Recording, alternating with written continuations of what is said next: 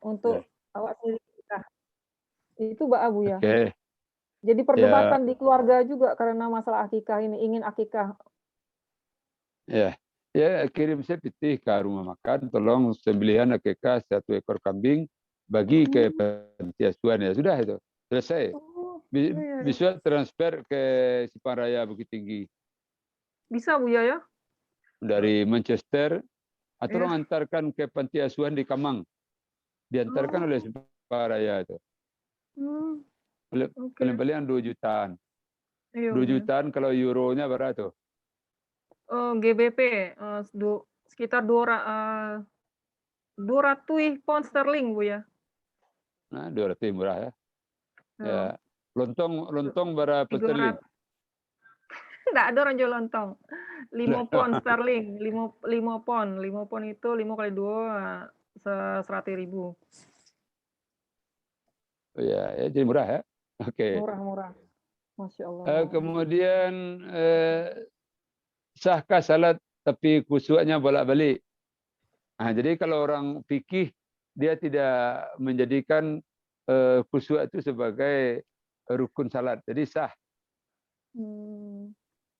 Orang fikih tidak mempersoalkan khusyuk itu karena ada talak 3 antara orang fikih itu.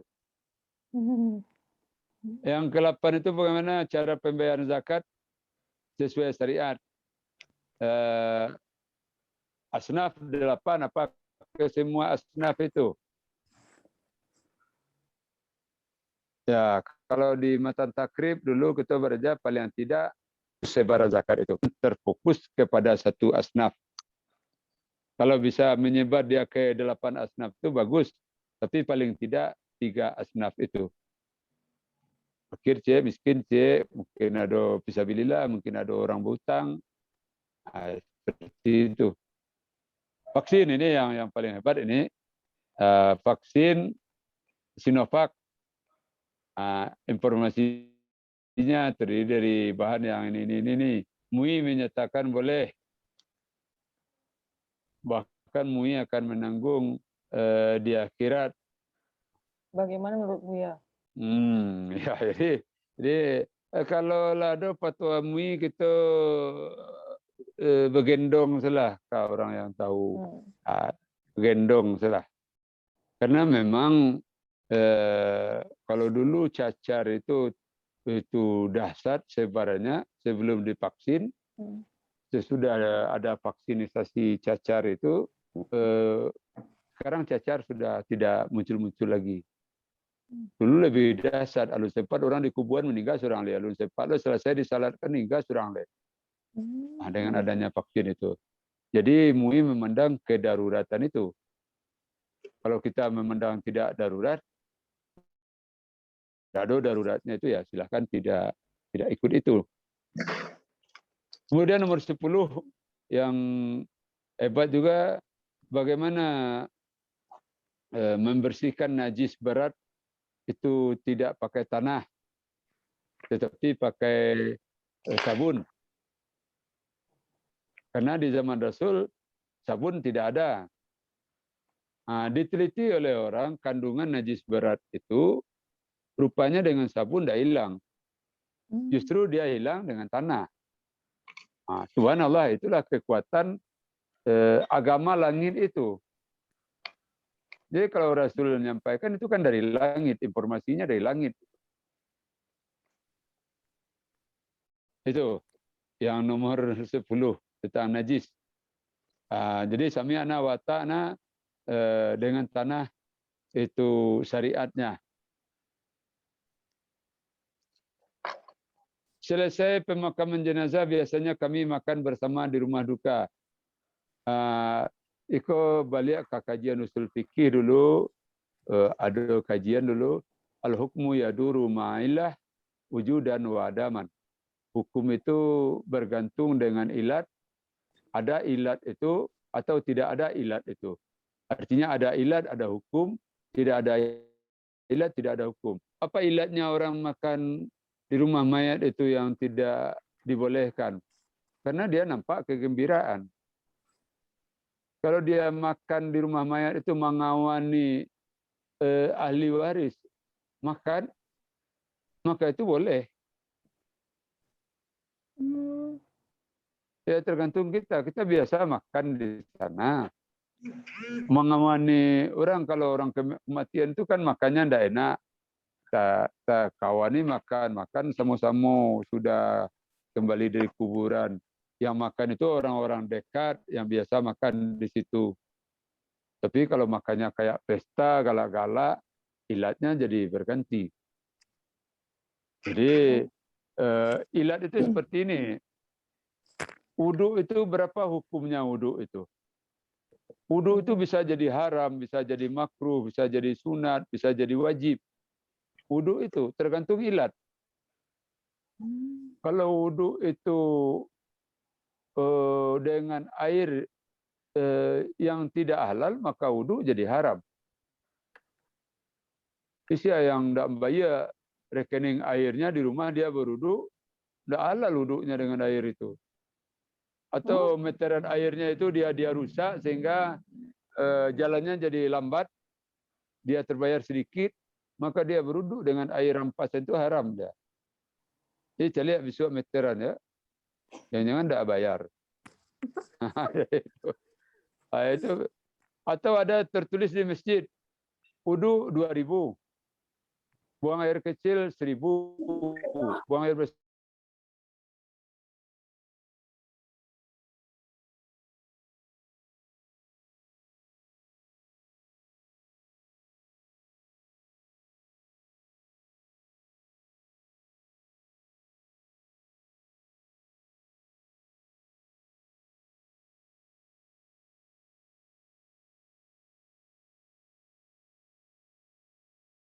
Minta kerilahan. Wudhu bisa jadi sunat. Wudhu akan tidur, wudhu akan bepergian, wudhu sesudah melakukan maksiat.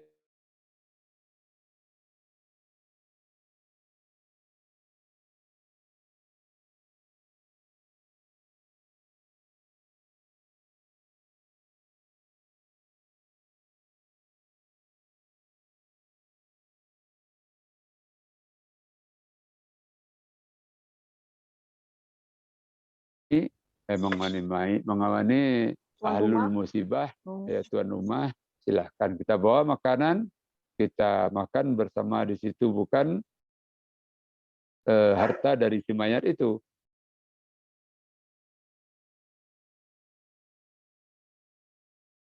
Minyak perabek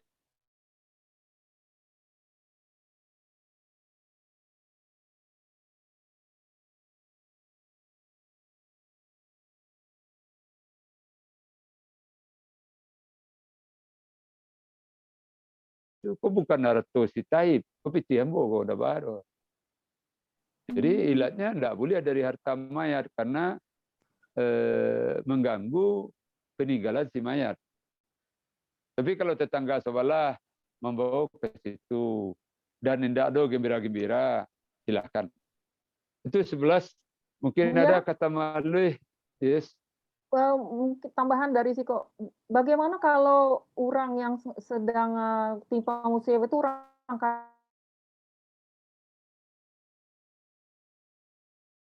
kayu, sehingga mereka mengundang awak untuk datang sinan untuk berdoa bersama untuk bukan keselamatan, untuk mendoakan si mayit. Itu Mbak Abu ya. Soalnya besok siang itu ada acara makan siang juga sekalian perbaikan gizi tadi untuk kecil Buya kan. Di Manchester kok ada orang Indonesia yang keluarganya meninggal karena COVID, sehingga Inyo berhajat mengundang Muslim di Manchester untuk pergi ke rumah Inyo untuk mendoakan untuk almarhum keluarganya yang meninggal. Awak tujuannya ke sini selain berdoa juga ingin perbaikan gizi Buya, jujur. Iya. Jadi itu aja, kalau mendoa ya boleh-boleh aja mendoa. Kan diundang mendoa. Iya. Makan lama di situ Buya. Iya. Ini orang kayu. Perlu tanya hartanya dari harta mayat atau dari harta si Saibul Bait? Saibul Bait. Bukan harta si mayat ya. Nah, jadi aman. Karena mungkin di Indonesia, Bu ya. Ya, oke. Hanya di Indonesia. Hanya di Indonesia. Alah beberapa bulan yang lalu, sekitar 2 bulan yang lalu lah dikubur. Ya, kalau bisa bungkus aja kirim ke peserta Zoom hari ini. Di Indonesia lebih lama Bu ya, makanan itu lebih lama, Iya. apalagi di Simpang Raya tadi kan. Ya itulah pasti lama banget tuh ya. Oke, itu 11 secara singkat. Mungkin ada tambahan dari Pak Hakim, Ustaz Datua. Ustaz Datua ada PR tadi, Ustaz Datua. Raso dibawa naik, preso dibawa turun.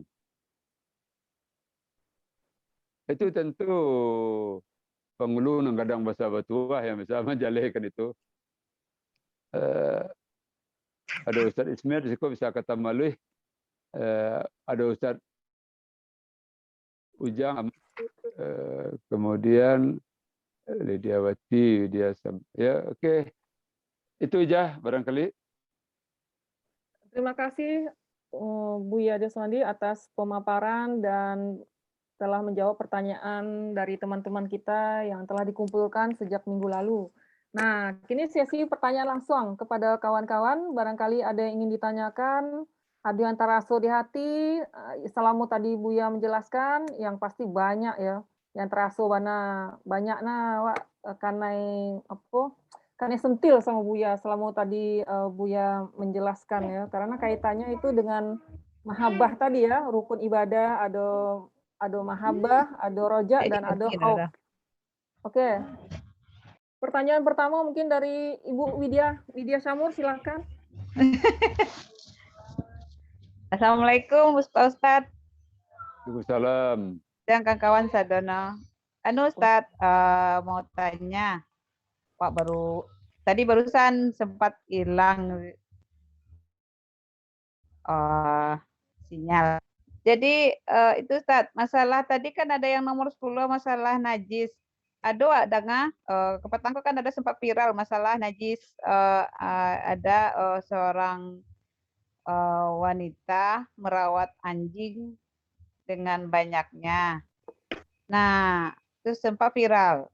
Menurut sempat diwawancarai yang kece ini si ibu kok kece ada kini sabun yang mengandung tanah itu emang batu apa enggak ya Ustadz? Itu enggak tahu sih, cuma Wak pengen tahu mungkin ada kawan atau Ustadz mungkin tahu masalah itu. Yang kedua Ustadz, salah enggak awak kalau mungkin dari keluarga Wak mungkin bisa. Kadang-kadang Wak acok baulu Wak sama-sama jorang bisa keliling. Wak cedek cara orang baulu di siko kadang-kadang ya apa awak yang salah di diri Wak terlalu maliek tu merasa diri terlalu batu kayak baulu seorang banyak tuh ibu-ibu pakai jilbab udah dibuka terus pas dia buat nyecolek segiko atau ada yang tapuakan yang gitu Ustaz. Nah itu kadang-kadang ada rasa penasaran gitu, rasa kan di W ada apa semacam template atau apa, kok orang wak celik cara wudhu kok seperti ini kayak enteng gitu. Apa awak memang acuh saja lah Ustaz gitu, ndak no mencari kondisi kayak seperti itu. Kira-kira kayak masih sampai di masalah haji tadi Ustaz. Satu lagi kebetulan misalnya awak lah sempat mampu. Nah, tapi seseorang itu yang sempat mampu itu dia nggak harus mampunya itu gimana Ustadz? Kita tuh harus melakukan sampai haji itu mampu biarpun kita misalnya masih ngontrak tapi kehidupan udah masih layak, makan, kehidupan sehari-hari bisa ngontrak atau apa, tapi rasanya sempat wak bisa untuk mencapai haji tapi tidak pai, apa hukumnya tuh Ustadz? Kira-kira apakah yang dinyatakan mampu tuh udah harus punya tempat rumah pribadi istilahnya Bali gitu Ustaz, kalau kayak orang di rantau. Kalau di kampung ya mungkin Wak tinggal sama orang tua kan atau tinggal keluarga. Terus apa yang dimaksud dengan mampu waktu untuk mencapai naik haji itu Ustaz? Nah, itu Ustaz 3 pertanyaan. Terima Kira-kira kasih Bu Wid. mohon Ustaz. Terima Ustadz, kasih Ustaz. Assalamualaikum Buya akan, warahmatullahi wabarakatuh. Waalaikumsalam warahmatullahi wabarakatuh. Buya akan mengumpulkan dulu pertanyaan karena ada beberapa kawan yang ingin bertanya puluh. Oke, jadi Oke, silakan kepada ya, Epa Suspawati yang raise hand tadi nampak ya. Silakan, Bu Suspa. Baik, bismillahirrahmanirrahim. Assalamualaikum warahmatullahi wabarakatuh. Waalaikumsalam warahmatullahi wabarakatuh. Terima kasih banyak Buya. Salam hormat dari kami yang jauh. Alhamdulillah bisa bertemu walaupun melalui aplikasi Zoom dalam rangka merefresh amalan ibadah gitu. Alhamdulillah materi yang Buya sampaikan tadi ibaratnya mungkin agak ada terpicik seketik ya Bu moderator ya. Iya. Jadi mungkin Iya, amalan ya. atau cuki-cuki seketik. Mungkin sejauhku lebih banyak ibadah kami, entah kalau kawan-kawan yang lain sudah tingkatnya tasawuf, tapi barangkali masih mungkin lebih banyak ke sampai taraf fikih baru Bu ya. Syarat rukun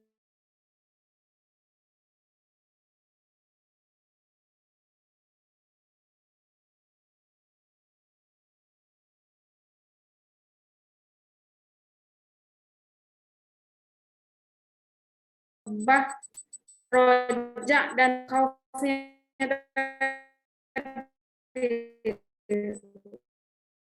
ya. Mbak Aman pun mungkin ada kadang jumlah rakaat sholat pun kadang lupa gitu. Artinya katiko itu berarti kan tidak khusyuk gitu. Nah, ada gangguan kiri kanan. Jadi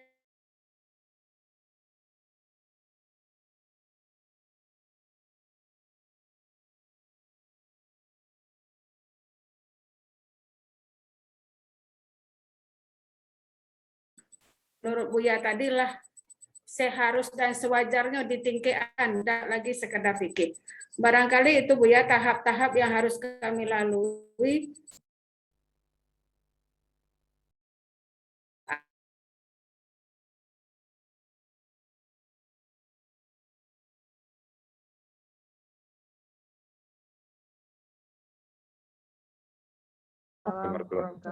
Terima kasih Eva. Nampak memang pertanyaan Eva kok mewakili perasaan teman-teman yang sebagian besar ada risiko, Buya, termasuk Ija sendiri. Mungkin untuk 2 pertanyaan silakan Buya jawab. Jadi terima kasih, Wid. Sabun yang bertanah.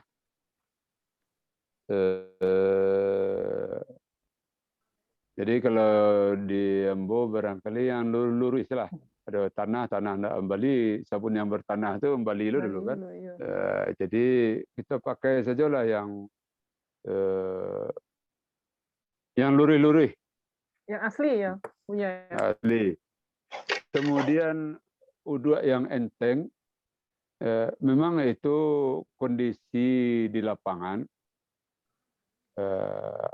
uduk apa-apa, ini, ya itu banyak hal-hal yang perlu diperbaiki. Tapi untuk kita jangan sibuk, kita jo ibadah orang, mungkin kita benahi dulu ibadah diri kita.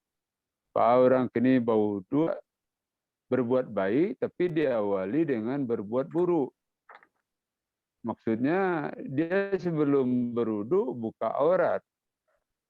Berudu buka aurat itu dosa. Kemudian berudu dapat pahala. Jadi karajo itu minus plus minus plus. Jelas kalau bagi laki-laki sama laki-laki paha itu aurat, pinggu aurat. Posisi semua posisi paha aurat. Tapi kini di ruangan bawah dua itu kan orang anggap enteng saja.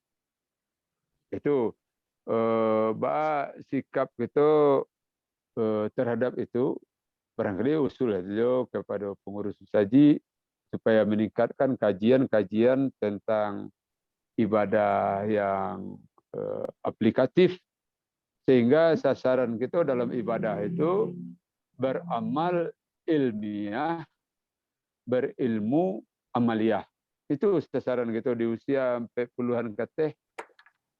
Kalau sampai 45 sebetulnya tahun hijrah itu sampai 47 semua itu.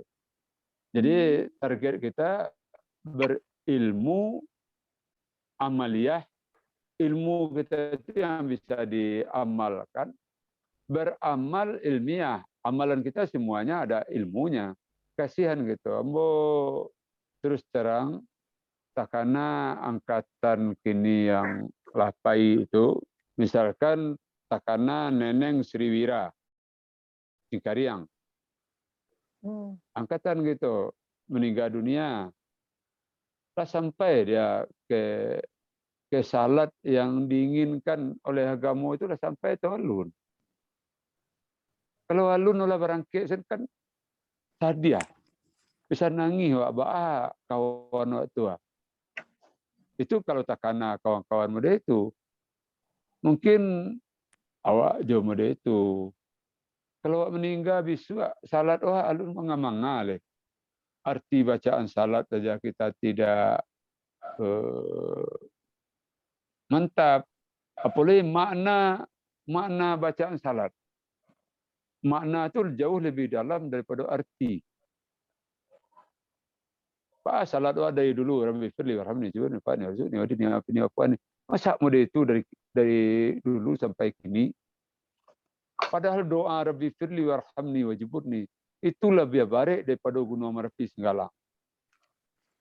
Barangkali awak salah, awak minta ampun Rabbi firli. Besok kesalahan itu ya minta ampun. Besok kesalahan muda itu ya minta ampun Rabbi firli. Tak malu ke Tuhan. Kesalahan berulang-ulang kita minta ampun tarikh. Sampai bila kita kabar garah-garah itu kira-kira tantangan bagi kita untuk meningkatkan. Kemudian Bu Hakim mestinya tadi Bu Hakim mengkata malu, tapi Bu Hakim mengukakan pertanyaan untuk kawan-kawan yang lain. Tahap-tahap yang mesti kita lalui. Satu kesalahan orang tua, mudah-mudahan Allah ampuni dosanya. Orang tua kita hanya terfokus salat. Orang tua kita tidak menanamkan kepada kita rasa bertuhan. Karena waktu kata-kata, kecil orang tua sembahyang. Awak lah pergi ke kamar sembahyang. Dah tu 2 minit sudah tu keluar balik. Lah sembahyang. Allah, lah senang hati orang tua. Sebetulnya bukan seperti itu. Nabi dalam menjalankan risalah kerasulan itu 3 balik tahun Nabi bukan urusan sembahyang dulu, urusan tauhid dulu. Di mana kita tagak salat itu, sia yang kita sembah, ma'bud itu siapa? Allah. Sia tu Allah itu. Jadi Bu Hakim, Bu Suspa, tahap pertamanya itu memang kita kenal dulu untuk kita beribadah, kasia kita beribadah. Itu yang harus kita kenal dulu. Di hadapan siapa?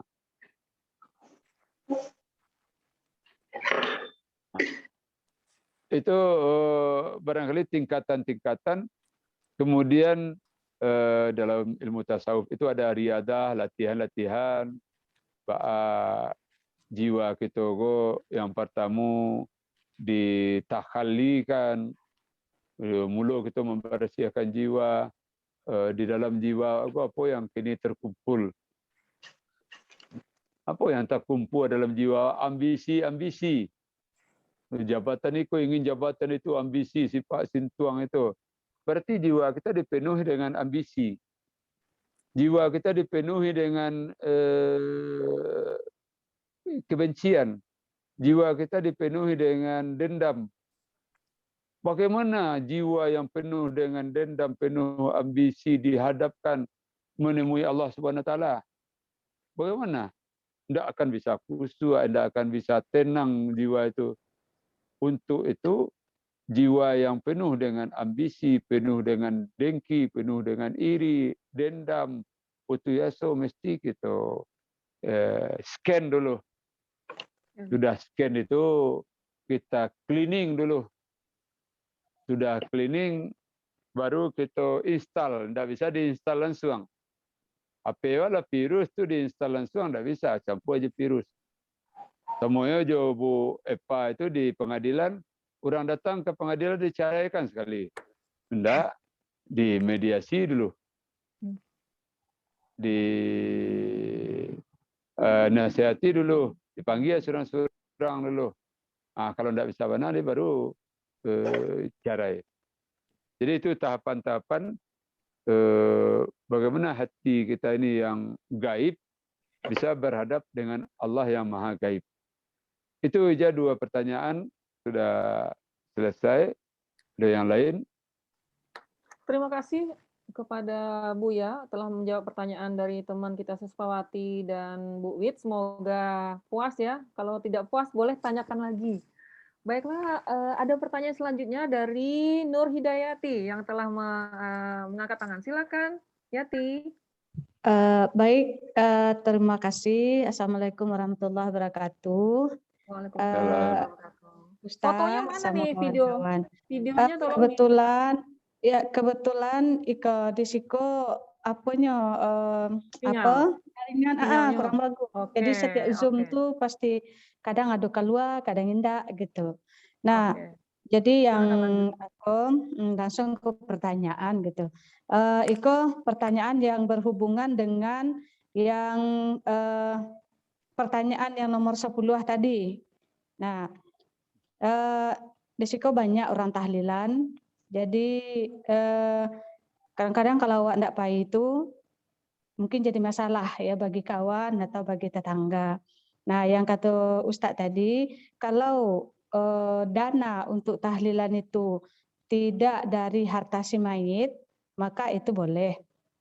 Nah, namun kadang-kadang ahli waris itu inyo bautang. Nah, yang kedua, di dalam imam mazhab itu kalau tak salah sepakat mengatakan tahlilan itu apalagi kalau makan-makan itu tidak boleh karena berkumpul-kumpul dalam mengingat si mayat itu sama dengan meratapi gitu kalau tak salah. Jadi ba'a itu Ustadz, apa kok artinya ba'a pendapat Ustadz dengan pendapat imam mazhab tersebut gitu. Karena yang Ustadz kecekkan tadi bahwa kalau dana yang dipakai untuk mengadakan acara makan-makan itu adalah bukan harta si mayit, itu boleh. Jadi itu jujur kalau sendiri baru mendengar gitu. Jadi untuk menghindari dosa atau menghindari kesalahan, jadi memang salah muka tidak diikut walaupun kawan-kawan sama sekolah sendiri gitu. Jadi mohon pencerahan dari Ustadz. Terima kasih sebelumnya. Assalamualaikum warahmatullahi wabarakatuh. Waalaikumsalam warahmatullahi wabarakatuh. Ada lagi yang ingin bertanya? Oke, mungkin sementara menunggu kawan-kawan, Buya, dipersilakan kepada Buya untuk menjawab pertanyaan dari Yati tersebut. Oke. Jadi persoalan tahlil itu ya itu kan persoalan yang sering diperdebatkan. Ada yang mengatakan itu tidak boleh, ada yang mengatakan boleh. Jadi memang langkah kita yang terbagus itu kalau tinggal di satu kampung, di satu komplek, kalau tidak hadir juga akibatnya kepada diri kita. Jadi menjaga yang lebih besar mudaratnya dengan mengerjakan yang lebih kecil mudaratnya. Dalam kaidah usul kan ada tuh. Iza ta'arada baina mafsadataini ruya akhafu madarar. Jadi kalau ada bertemu dua mudarat itu dipelihara, dipakai yang mudaratnya lebih sedikit, ya, mudaratnya lebih banyak ditinggalkan. Jadi balik ke ilat hukum tadi, kalau seandainya dia tidak dari harta mayat, ilatnya kan itu tidak dari harta mayat, itu tidak ada ilat, berarti tidak ada hukumnya, berarti buliah. Oke, itu Nur Hidayati tentang tahlil. Paling tidak kalau tidak suka kita makan-makan itu, paling tidak hadir saja. Yang jaleh, tahlil itu kan dalam rangka takziah. Kalau orang meninggal dunia, tidak ada orang ke rumah itu, apa yang terjadi? Tentu dia makin sedih. Kalau sedih, tentu akan mudah dipermainkan oleh iblis. Jadi, kita lah tahu beragama, ya, dan sampai lalu lapang batokok. Itu kaedahnya itu. Sampai lalu lapang batokok. Kalau biasanya kalau lapang kan lalu. Jadi agama tidak kita permudah-mudah, tidak kita persulit-sulit. Itu barangkali Nur Hidayati. Ada yang lain? Tunggu Ustaz, untuk itu masih ada keraguan Ustaz. Tahlilan masuk di Sikoko Ustaz, 3 hari, 7 hari, 40 hari, 100 hari, itu maksudnya Ustaz. 1000 Jadi hari. Ya kan? 1000 hari, 1 tahun, haul istilahnya gitu Ustaz. Jadi orang Ya. tuh rutin mengerajaukan Ustaz gitu. Dalam rangka itu tahlilannya Ustaz. Betul. Ya. Bukan 3 hari Ustaz. Ya, ya, yang aman itu tidak dianggap sebagai agama, dianggap saja sebagai adat kelas itu. Ya, kalau kita anggap itu sebagai agama, kan awak membuat agama. Di situ orang itu kan itu bid'ahnya kan. Awak ada biasa ya model itu ya terus saja. Iyalah, ya Ustaz. Ya. Jadi kesimpulannya boleh datang ya Ustaz ya, karena kalau di Bogor sendiri itu marak yang kayak begitu Buya, dan itu senang banget ya waktu makannya banyak, tambahnya lama, bungkuh pula bawa pulang kan.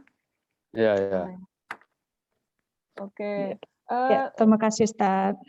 Ya, semua Nur. Buya, tadi ada pertanyaan dari Widya yang rupanya belum sempat terjawab, yaitu mengenai apakah kriteria dari mampu haji itu, apakah kalau misalnya alun punya rumah kontrakan tapi pitihnya banyak 50 juta misalnya di bank gitu, apakah itu sudah harus wajib untuk melaksanakan haji? Mungkin tambahan pertanyaan Buya dari Ija tentang haji kok, kalau orang tuh mampu tapi inyo menjawabnya belum tergerak hatinya untuk haji kayaknya, dan menurut inyo tidak wajib pergi haji karena kan pergi haji ku adalah hidayah dari Allah. Kalau alun ada hidayah tuh yo bakal pergi haji gitu. Itu seperti apa Buya? Silakan Buya untuk menjawab. Jadi kemampuan haji kita masing-masing yang tahu. Kalau ditunggu semuanya itu ideal, mungkin tidak ada orang haji kan. Anak yang kata gue alun tamat sekolah le. Iko rumah aku lah perlu diganti oto gue lah tahun-tahun lama lo kok tidak jadi haji itu. Jadi kalau kita lah merasa kita wajib haji, misalkan Widya lah merasa pernah dulu berjaya ekonominya wajib haji, tinggal sampaikan saja ke anak-anak, Amma dulu lah pernah wajib haji, tapi Amma tidak berangkat-berangkat, ya udah malih. Kalau berpikir kalian nanti badalkan haji Amma, ya selesai.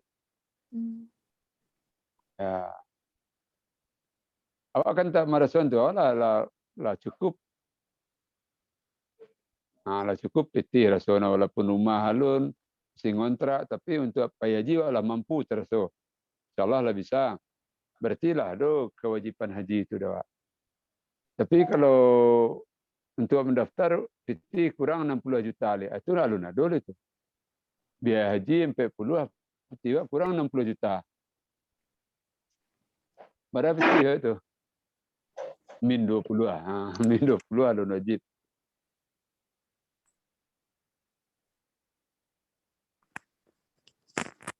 Okey. Kalau masalah hidayah tadi, Mbak Abu ya, ada juga salah seorang saudara awak rumahnya 2, 3, tapi nya tidak berkeinginan untuk haji. Nya merasa takut berhaji, takutnya tidak bisa melaksanakannya dengan baik, takutnya banyak dosa, beko tiba di Makkah tuh nya kanai beko gitu. Takut yang seperti itu, akhirnya nya tidak pergi haji Bu ya, Mbak Atu Bu ya. Ya, itu sama jo salat tadi. Kalau alun merasa terpanggil, Ya, dah kayak masjidna rumah kalau alumni terpanggil kan tidak tiba orang. Ya, jadi yang secara fikih orang itu kalau wajib haji tidak disangkutkan dengan hidayah itu, alun tiba hidayah le. Salat model itu aja, kenapa anda ke masjid alun-alun tiba hidayah le? Hidayah itu sebetulnya dicari, jangan ditunggu. Berarti dosa tuh Bu ya, kurang seperti itu. Ya kalau dia meninggal dunia dia belum haji, berarti kan utang kewajiban itu.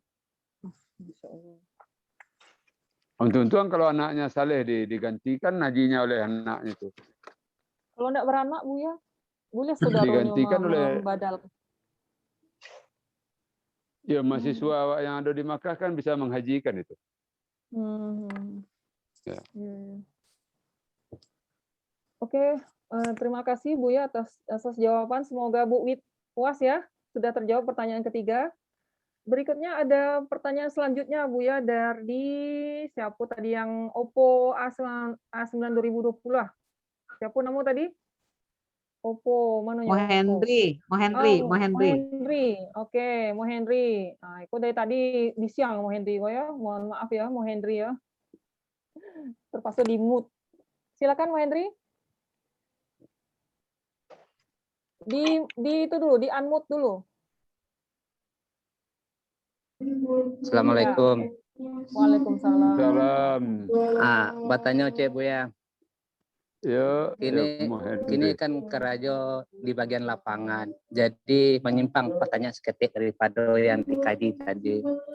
Jadi gimana hukumnya antara yang booking sama yang megang buku DP tanpa akhirnya nggak main, gimana tuh Ustaz? Mereka booking kasih DP tapi akhirnya nggak main. Uang yang DP itu menurut Buya gimana hukumnya? DP dalam hal apa kok Mahendri? Booking lapangan. Ya, dalam mereka udah booking tapi akhirnya nggak main. Iya. Menyewa. Iya benar. Akhirnya nggak main. Iya. Terus uang DP-nya itu haram atau halal gitu ya? Nah itu dia. Oh, oke. Jadi ada orang yang mungkin yang menyewa sesuatu baru bayar panjar, tahu-tahu nggak jadi, terus sementara peraturannya bahwa uang panjar tidak boleh dikembalikan gitu ya, peraturan dari ownernya. Iya benar. Hukumnya. Oh, jadi Mohendri sendiri meragukan kok Bu ya, apakah halal atau haram cuci panjar itu gitu. Sementara itu sudah peraturan dari perusahaan. Oke, benar. itu pertanyaan pertama dari Mohendri. Ada lagi yang ditanyakan, Hendri? Itu aja. Oke, terima kasih. Selanjutnya ada yang mengangkat tangan, yaitu kawan awak Ismet Sabar. Persilakan. Ismet. Baik, Assalamualaikum warahmatullahi wabarakatuh.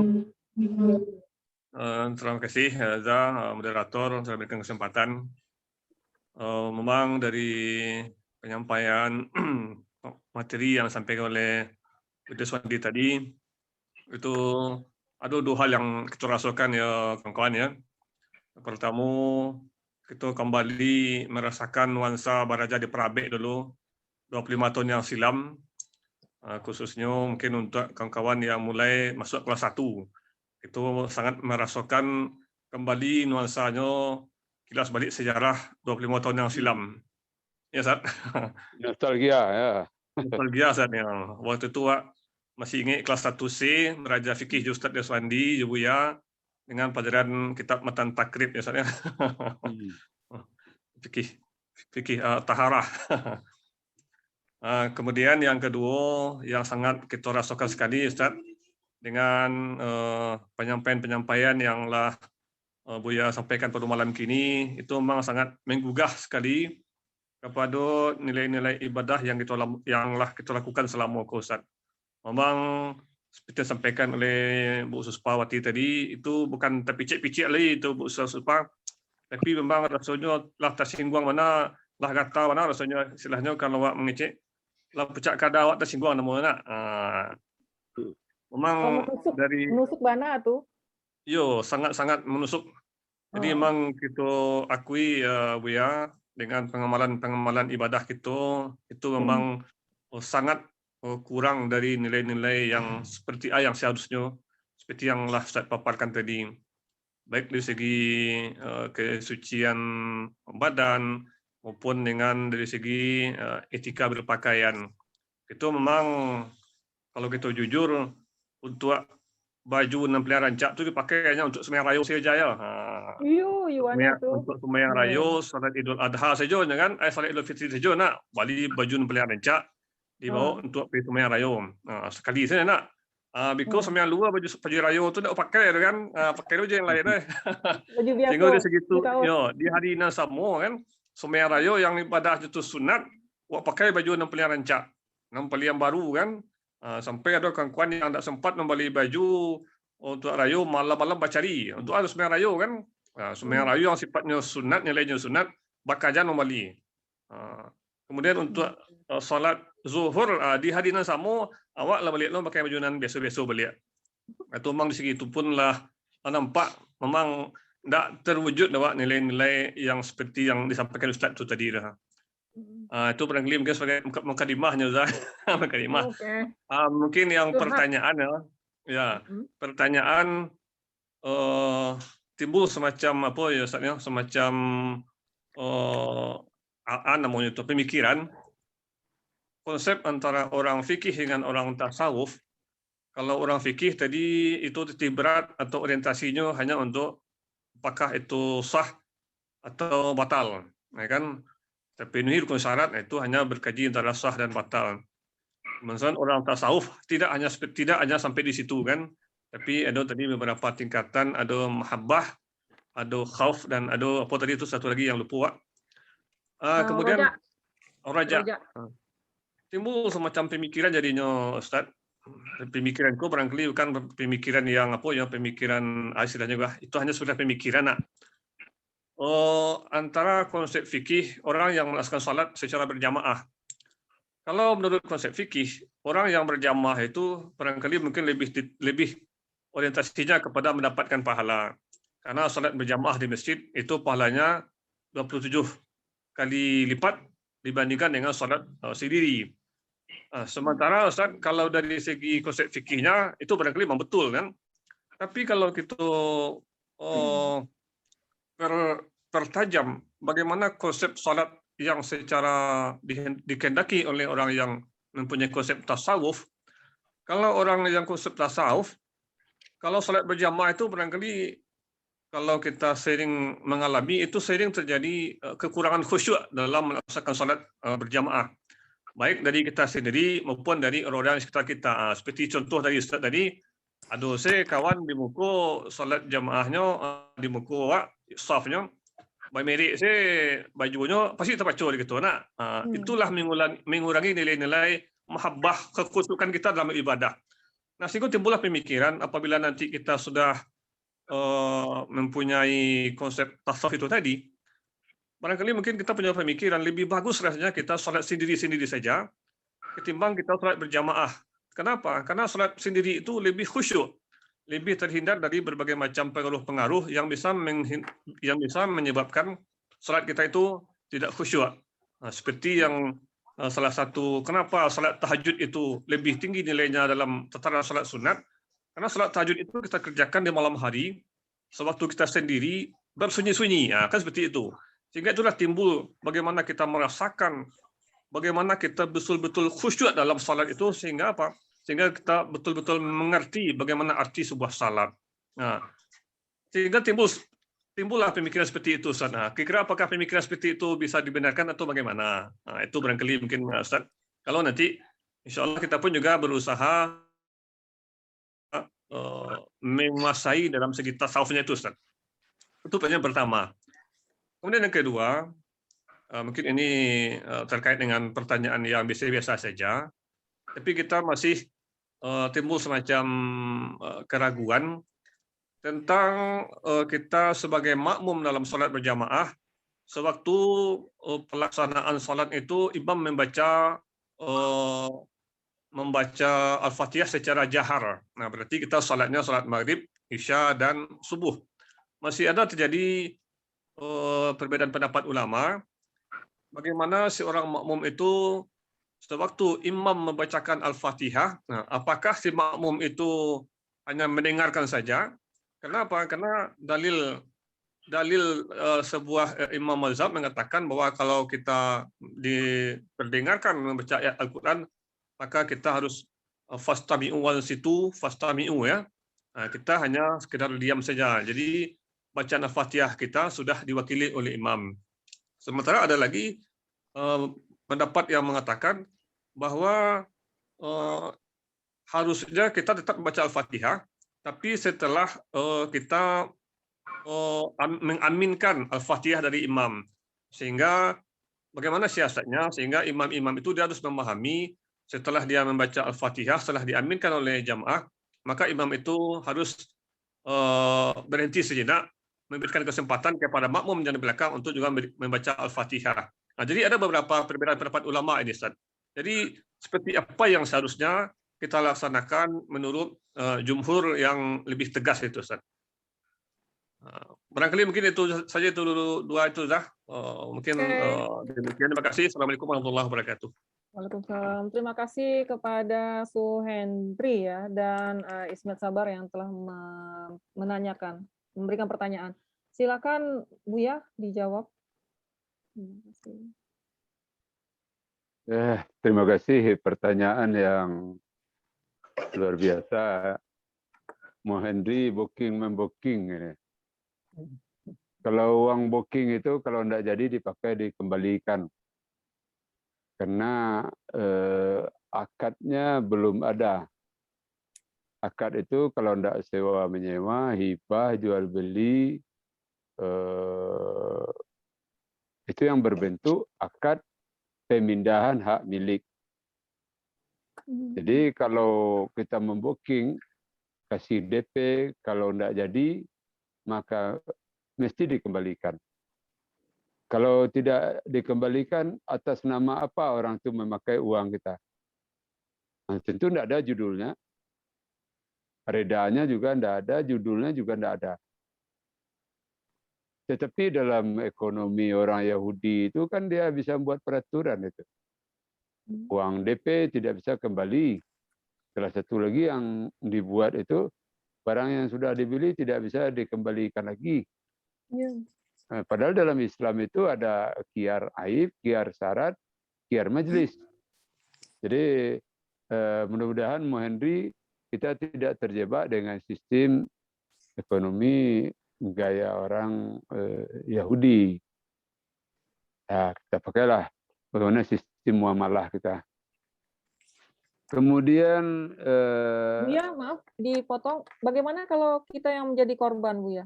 Kalau tadi kan Mo Hendri statusnya sebagai orang yang mengambil booking. Kalau Wak dan yang booking kemudian pitiok diambil itu Mbak tuh. Kalau Wak tidak rela gitu berarti Mbak tuh, Buya. Ya, kalau diambil berarti orang itu butuh agiaslah niat sedekah. Berarti ada dua, menolong orang terlepas dari dosa. Yang kedua, bisa kita bersedekah untuk orang yang sangat membutuhkan. Jadi piti kita yang diorang tidak mau membaliannya, niat saja sedekah. Itu. Jadi untuk berstazum, piti yang dipinjam orang tidak mungkin balik. Ya, tidak usah diselesaikan di akhirat, dunia aja selesaian. Sedekah.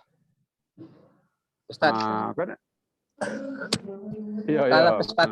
Kalau kesepakatan berdua booking itu angus, gimana tuh Ustaz? Antara kedua pihak setuju. Booking itu sebagai ikatan janji dia mau main. Andai kan dia nggak main, itu kerugian 1 jam misalkan. Tapi dengan kesepakatan berdua ikhlas sama ikhlas, gimana menurut hukumnya Ustaz? Ya, kesepakatan dengan sesuatu akad yang tidak jelas itu tidak boleh ya.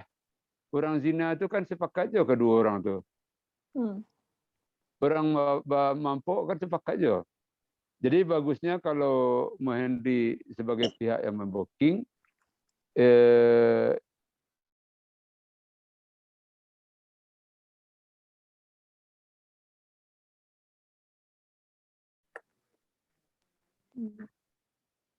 Buya itu siapa yang booking tapi tidak jadi main, maka uang DP-nya jadi sedekah untuk panitia. Jadi akadnya sedekah kan. Tapi angwih itu kemari masukkan ke akad angus itu. Di situ. Dalam muamalah itu kan semuanya tergantung akad itu. Oke, Mandi. Itu main apa? Main futsal tuh. Main apa? Main Futsal. apa itu? Main futsal. Futsal, Iya, ya. Buya. Main Nah, futsal. jadi meragukan awak sebelum-sebelum itu seperti itu, Buya. Dia bookingan sudah DP 50%. Andai kan dia nggak jadi main, uang DP angus. Jadi yang angus itu masuk ke dalam laporan. Jadi uang itu termasuk halal atau haram. Yang masalah DP tadi itu saya ragukan. Tapi kalau tidak pakai DP, Ustadz, mereka akan mengabaikan. Nggak pakai DP. Jadi bisa aja dia nak main. Sedangkan jam waktu main, lapangan keadaan kosong gitu loh, Bu ya. Makanya terjadilah ikatan DP tadi, Bu ya.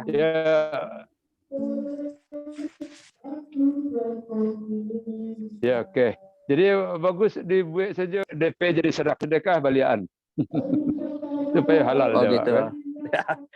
Ya, terima kasih. Jadi atau izin dulu si booking atau gimana, Ustaz? Jadi akad aja. Ya akad aja. Di akad aja. Ya. Kau pitih kau aturan kau ikhlas atau enggak? Ya ikhlas sedekah ya oke. Ya oke. Aman. Terima kasih Win-win. syaratnya, Bu ya. Win-win solution. Ya. Oke. Jadi Ustadz Ismet Sabar tentang salat jamaah itu 27 kali lipat. Ya, karena di Sinan tuh nilai-nilai itu banyak, nilai silaturahmi, nilai salat di masjid, berangkat ke masjid. Jadi tidak bisa kita ambil kesimpulan daripada tidak khusyuk, ambo salat surang-surang salah.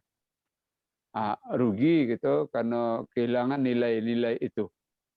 Ya, nilai salat jamaah itu tidak hanya 27 kali itu.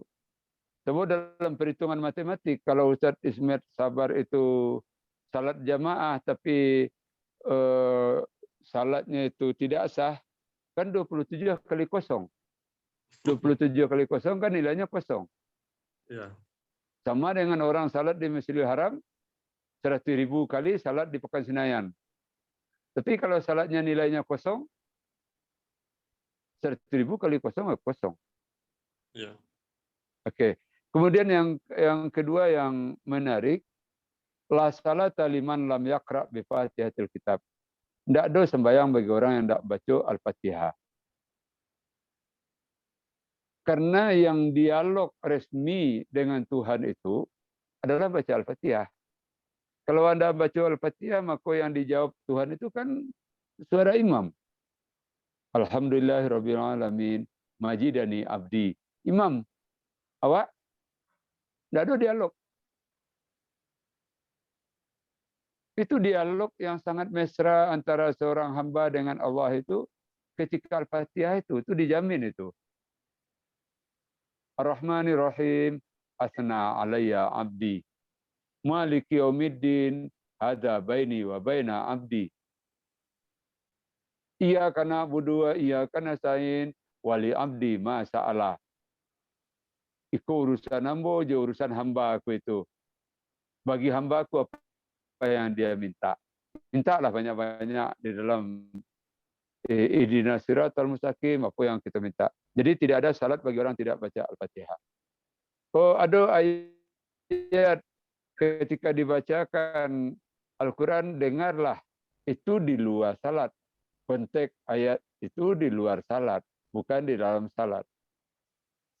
Jadi imam baca ayat, lendo salah imam baca ayat itu, awak baca Al-Fatihah. Kalau tidak mau kita, Al-Fatihah kita berbenturan dengan Al-Fatihah imam. Jadi ada 3 sampai baca Al-Fatihah. Itu 1, imam sudah baca Bismillahirrahmanirrahim, kita baca Bismillahirrahmanirrahim di belakang. Itu satu.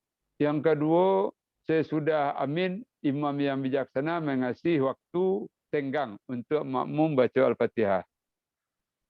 Dua. Yang ketiga, ketika imam baca ayat, kita membaca Al-Fatihah. Itu yang ketiga.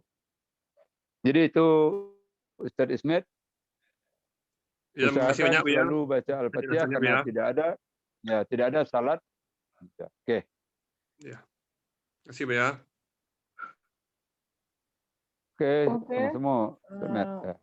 Semoga Ismet dan kawan kita Hendri tadi sudah cukup puas dengan jawaban dari Buya Deswandi.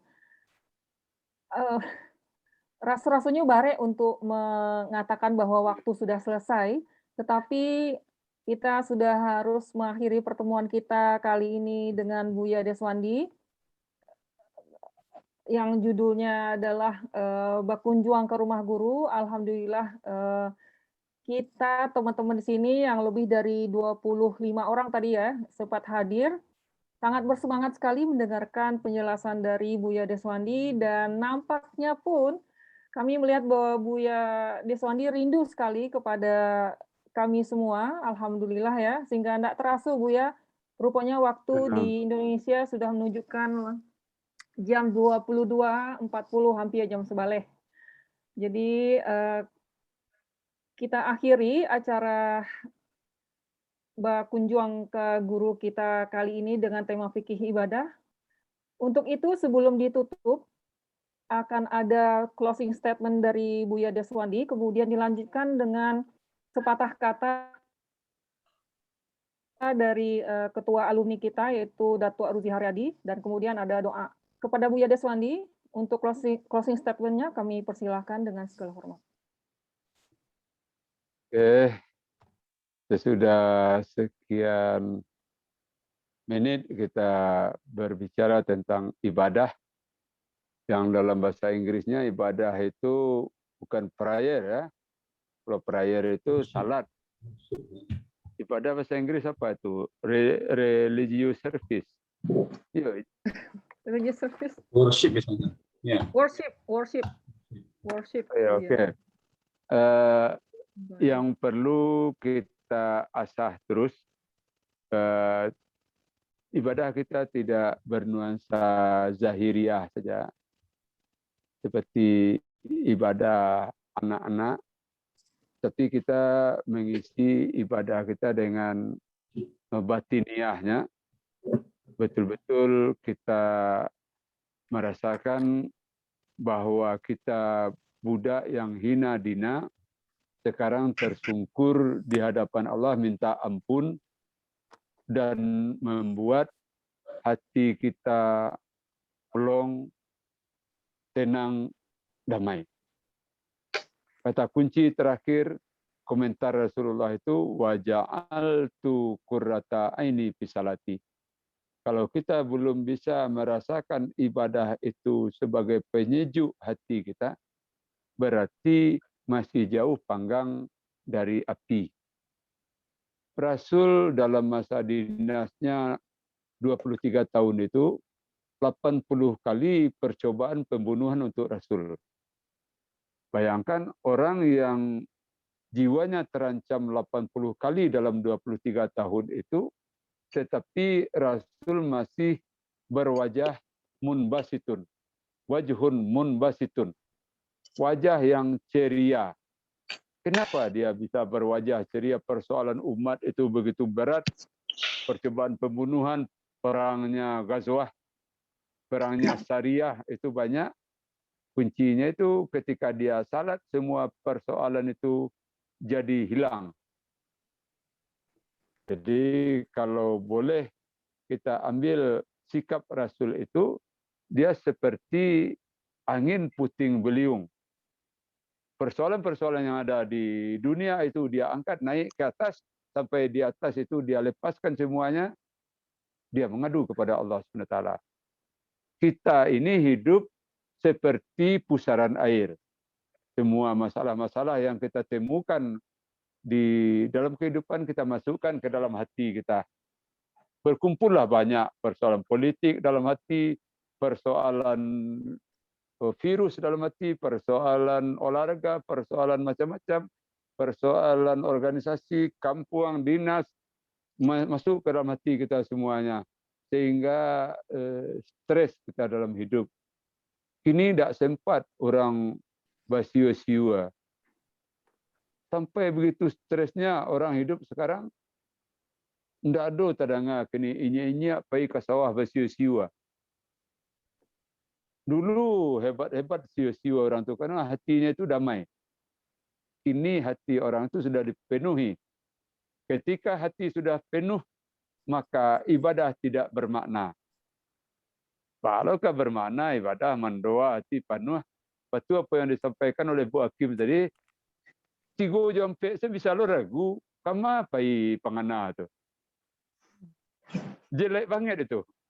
Tigo jampe saya salat bisa lo ragu tak. Sedang lima waktu, tidak mabuk waktu. Jadi cuba dikaji peserta Zoom nanti, salat itu ada salat mabuk, salat sahun, salat khasiun, salat hafizun, salat daimun. Itu dalam Al-Quran. Awak sampai mas salat, mungkin sampai salat mabuk. Salat mabuk, sampai je 3 saja bisa lupa. Nauzubillah min zalik. Itu sebagai closingnya moderator. Memang moderator bisa menebak dari Manchester. Pas Ombo melihat wajah-wajah yang tegar-tegar. Tak ada yang kuuk-kuuk nampak. Muhammad Rahmadani masih tegar. Ya. Masih di Riau ya? Masih di Riau. Alhamdulillah masih Ustaz. Masih Duri. Ibu Hakim terus desain Ustaz Asrul Ismail ini desain pertanyaannya, ambil apa gaya ketikanya itu. Terus Ustaz Ujang, memang wajah-wajah yang tidak asing. Syukran moderator. Abu langsung meninggalkan ruangan. Bapak Sa.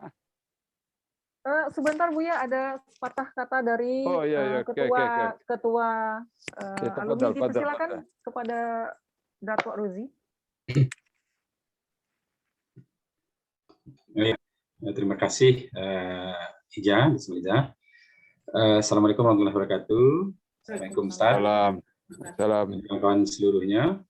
Alhamdulillah pada malam ini kita lah sama mendengar materi yang disampaikan oleh Ustaz Sandi atau Buya Sandi. Acara malam kini adalah malam pertama untuk kegiatan berkunjung ke guru, menindaklanjuti rencana-rencana sebelumnya.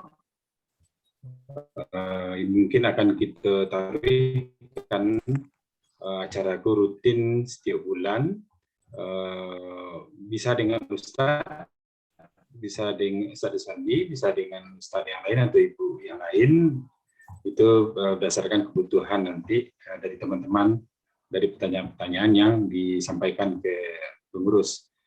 Kita berterima kasih sekarang-kadangnya kepada Ustaz Sandi bersedia memenuhi undangan kita, permintaan kita, siap materi, tausiah atau pelajaran atau sharing ilmu pada kita dan bersama. Dan alhamdulillah apa yang beliau sampaikan itu membuka cakrawala kita, wawasan kita, menambah bahkan mengingatkan kita terhadap pelajaran-pelajaran yang selama kita pelajari baik semenjak Prabe ataupun telah lepas dari Prabe. Apa yang kita bahas pada malam ini adalah kebutuhan dasar mungkin dari kita seluruhnya, berasal dari yang alumni Prabe, khususnya yang angkatan 89, masuk di tahun 89 dan tamat di tahun 95.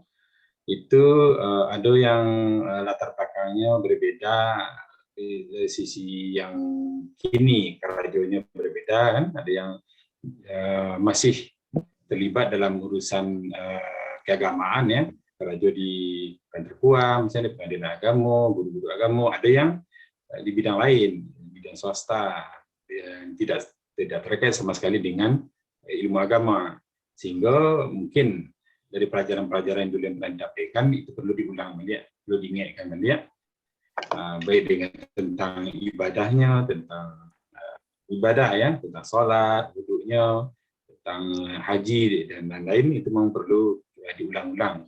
Apakah haji diulang kan, perjalanan dari Tuhan namanya, itu memang kebutuhan kita bersama. Apalagi di antara kita pun ada yang di Parapi itu mungkin ada yang 3 tahun hanya sampai senamnya, atau masuk di kalau sampai aliyah saja, 3 aliyah saja, atau ada yang 2 tahun setahun saja di Parapi. Sehingga memang perlu pendalaman dan kita membutuhkan agar itu bisa mengingat kembali pelajaran yang lama, dan kalau kita kekurangan ini tentang ilmu agama, mudah-mudahan itu bisa menjadi bekal bagi kita bersama. Seperti yang disampaikan kalau DT sampai ke Limo, mungkin yang hampir ke Limo, sudah saatnya meningkatkan ilmu atau peningkatan terhadap kualitas ibadah kita. Tidak hanya dari sisi syariah saja mungkin, cukup memenuhi kewajiban ya, rukun syaratnya cukup, dan tidak hanya sekedar itu, tapi mungkin perlu peningkatan yang lebih jauh, levelnya ditingkatkan ke yang lebih tinggi. Mudah-mudahan itu bisa menambah kualitas dan keimanan dan ketakwaan kita kepada Allah Subhanahu wa Ta'ala. Terima kasih banyak sekali lagi kepada Ustaz dan kawan-kawan yang hadir pada malam ini. Inilah diskusi yang keempat kali kita laksanakan. Yang 3 kali sebelumnya adalah dengan antara kita sama kita saja, alumni, dan ini dengan Ustaz. Alhamdulillah hadir sekitar 25 orang tadi, paling banyak. Mudah-mudahan di bulan berikutnya, pertemuan berikutnya bisa lebih banyak lain yang hadir. Dan banyak di antara yang hadir kini yang biasanya tidak hadir di minggu yang lalu kan. Diskusi yang kita ada Syahrianti, ada Yulianoti tadi, Definianti,